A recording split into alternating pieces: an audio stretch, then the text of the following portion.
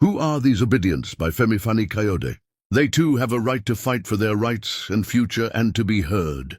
They too have a dream and a story to tell, and we must never begrudge them that. By FaniKayode, August 23rd, 2022, published by Premium Times. In the main, they are an innovatively aggressive and frightful array and association of angry and determined young men and women. They clearly have the courage of their convictions, coupled with the audacity, fury, daring, rage and firm resolve of those who were involved in the NSAS protests of 2020, and the fiery foot soldiers who effected the Russian Bolshevik Revolution of 1917, led by Vladimir Ilyich Lenin. Let me make this clear from the outset. I am a member of the APC and a supporter of Asiwaju Bola Tinubu. This contribution does not in any way derogate from that, and my analysis is more of an academic and intellectual exercise than anything else. I'm not a supporter of Peter Obi, and I have no intention of becoming one. I am, however, interested on what his supporters represent and stand for, and that is the subject of this essay.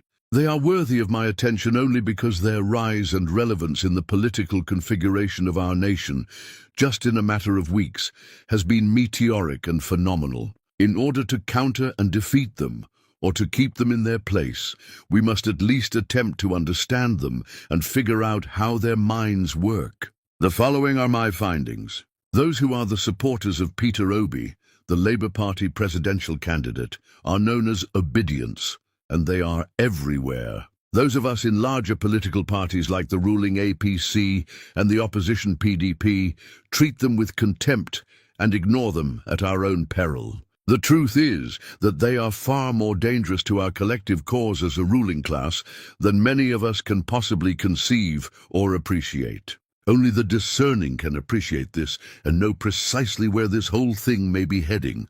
They may not have structures or elected representatives in the legislative and executive arms of government, but they have ideas and vision, coupled with a clear ideological and philosophical bent, which can and will endure for far longer than mere political platforms and structures. Unknown to them, as well as virtually everyone else, therein lies their power.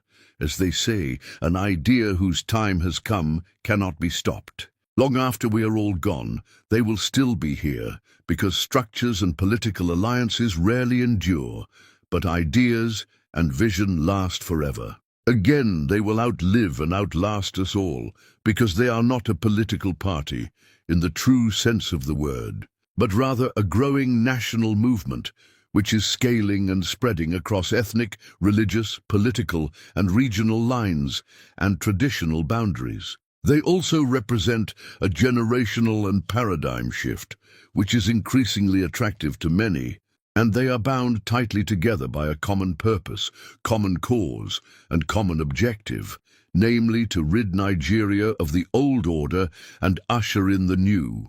If the truth be told, they are not only interested in winning an election, but perhaps even more importantly, they are interested in making a profound, eloquent, and defiant statement, registering their protest against the status quo and the powers that be, and triggering and engendering a full-scale, comprehensive and all-embracing social, cultural and political revolution. That is really what they want to do, and that is the primary and strongest source of their inspiration and motivation. They are far more dangerous to what the French describe as the ancien régime, the old political class and the entire system itself, than anything we have ever seen before, because most of them, bar their leader and a small handful of tried and tested political veterans and old war horses around him, are not politicians and have never ventured anywhere near the political arena or the circles of power.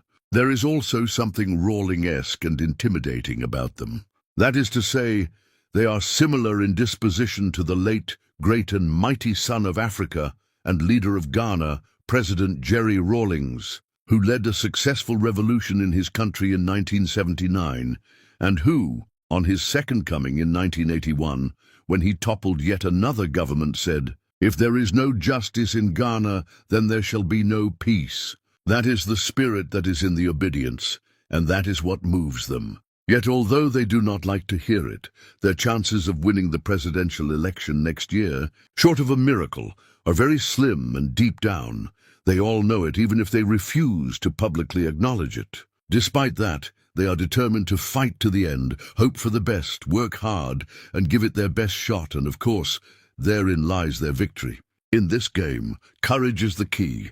As they say, he who dares wins. Again, as they say, fortune favors the bold, and these young people are both daring and bold, that they can challenge the status quo and vie for the sacred and awesome power that has been shared by the two major political parties, or their ancestral predecessors and variants over the last 62 years, is commendable in itself. I am not part of them, but I certainly commend and applaud their efforts. They too have a right to fight for their rights and future and to be heard.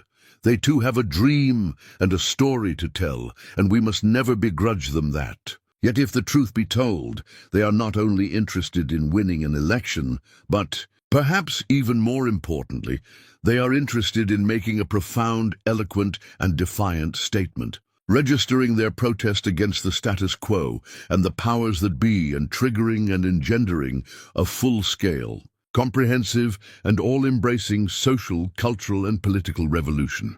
They want a real and fundamental change and not a fake one. They want to pull the whole house and system down with everyone in it and rebuild a new one in their own image, with their own values and on their own terms. Most important of all, they want to see the back of those of us that are in any way associated with the old order, or that have been in government or the corridors of power at any point in time over the last 62 years. That desire and sentiment is the force that is driving and propelling them, and that is kindling their fire and swelling their ranks. The sooner those of us who are in the larger political parties get off our high horses, display a little humility, try and understand their mindset, reach out to them, take them more seriously, appreciate their anger, restore their hope, make the necessary concessions, and try and abate their rage and rising angst, the better it will be for us all. They are like the Robespierres and the Marats of the bloody French Revolution between 1789 and 1799, whose battle cry was liberty, equality, and fraternity, who brought an end to the French monarchy. Royal family and nobility chopped off their heads and established a proud and strong new order and a fledgling and unique republic. Like Robespierre's tiny cabal of French revolutionaries, they are led by a small cell of intellectual and idealistic hardliners and are bolstered, girded and supported by a volatile, massive and increasingly dangerous support group and power base, which threatens violence and hurl insults at their perceived detractors at the drop of a hat, and as a consequence of years of pent-up anger and frustration. If they ever get power, many heads will roll, and many of today's and yesterday's leaders will run into exile or go into hiding. This is especially so of those who have something to hide or who have skeletons in their cupboards. That is what makes them so threatening and, I repeat, those of us who are in the larger political parties or are members of the existing and ancient ruling class underestimate them. Most of my political associates, friends, and colleagues across party lines tend to dismiss them with contempt. They regard them as being inconsequential and argue that they only exist on social media. I beg to differ. I see them in the streets, and I see them in the churches. I see them amongst my staff and amongst those who regard themselves as being amongst the oppressed and downtrodden. I see them amongst the professionals and those who are bankers, lawyers, doctors, and artists. I see them in the north, west, east, and south.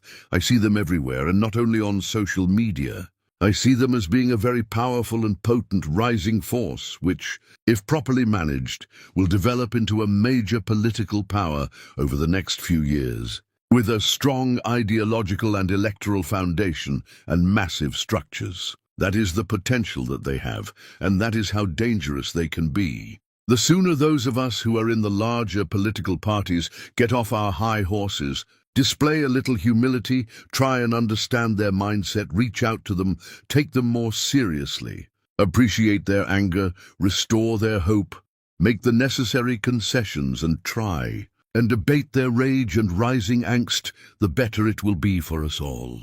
They may not have today, but if we do not play our cards right, they may end up having tomorrow. May God help us all. Femi FaniKayode is a former Nigerian Minister of Aviation and Minister of Culture and Tourism.